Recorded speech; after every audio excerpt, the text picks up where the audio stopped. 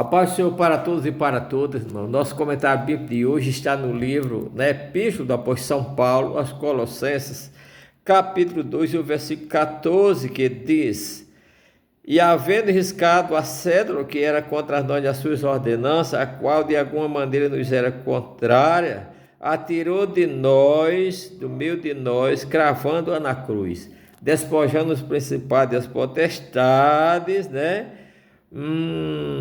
os expôs publicamente e deles triunfou em si mesmo. Então nós vemos aqui, meus amados irmãos, que nós, antes de conhecer a Cristo, a gente era escravizado, estava alienado de Deus, não podia pagar o preço que a lei exigia, porque a lei dizia que aquele que cumprisse a lei seria justificado diante de Deus, mas ninguém conseguiu guardar toda a lei para suprir o preço que Deus cobrava, que o homem tinha que ser justo, justificado pela lei. Mas nós vemos, como o homem não pôde cumprir a lei, Cristo cumpriu a lei por nós. E cumprindo a lei por nós, toda a lei, então nós que somos justificados por Ele, fomos justificados diante de Deus.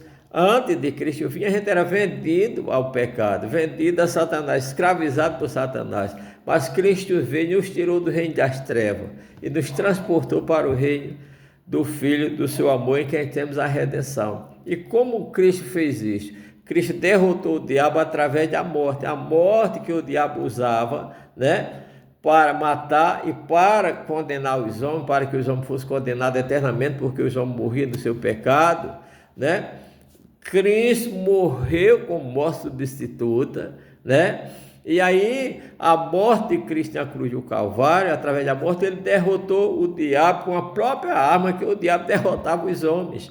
No livro do profeta Isaías 49, e o versículo 26, 25, 26, diz assim: tirar-se-ia presa aos valentes, e os seus presos realmente escapariam, mas eu contenderei com os que contende convosco, e os seus filhos remirei. Então Cristo, conforme diz nos evangelhos, entrou na casa do valente. A Bíblia diz: quando o valente guarda em segurança, todos os seus bens estão bem guardados. Agora, vindo outro mais valente do que ele, tira toda a arma que ele confiava, arrebata seus despojos e reparte com os poderosos. Assim também fez Cristo. Cristo entrou na casa de Satanás, derrotou Satanás com as suas próprias armas, resgatou-nos das mãos do diabo, nos transportou para o reino das trevas e dividiu os despojos, assim como um guerreiro, um exército, uma nação, que quando leva o despojo ele divide. Assim Cristo nos galardoou também com os despojos. Que despojos são, meus irmãos? Despojos, poder. Não é o poder que o diabo achava que tinha, porque ele não tinha nenhum poder. Ele tinha poder sobre os homens que viviam escravo a ele, que os homens ficavam aprisionados, porque o diabo é o impostor. Ele entra na vida do homem sem o homem querer, escraviza o homem no pecado, depois mata o homem e depois quer que o homem seja condenado. Mas Cristo não. Ele se tornou príncipe da nossa salvação, porque ele pagou o preço por nós, ele nos libertou. Então, aquela maneira que Cristo ficou na cruz lá, sem roupa, pregado somente de tanga, foi o jeito como Cristo deixou Satanás. Ele despojou os principados, ele despojou as potestades e deles triunfou em si mesmo. Aquela imagem de Cristo foi o triunfo dele sobre Satanás. Ele deixou Satanás só de tanga, derrotado.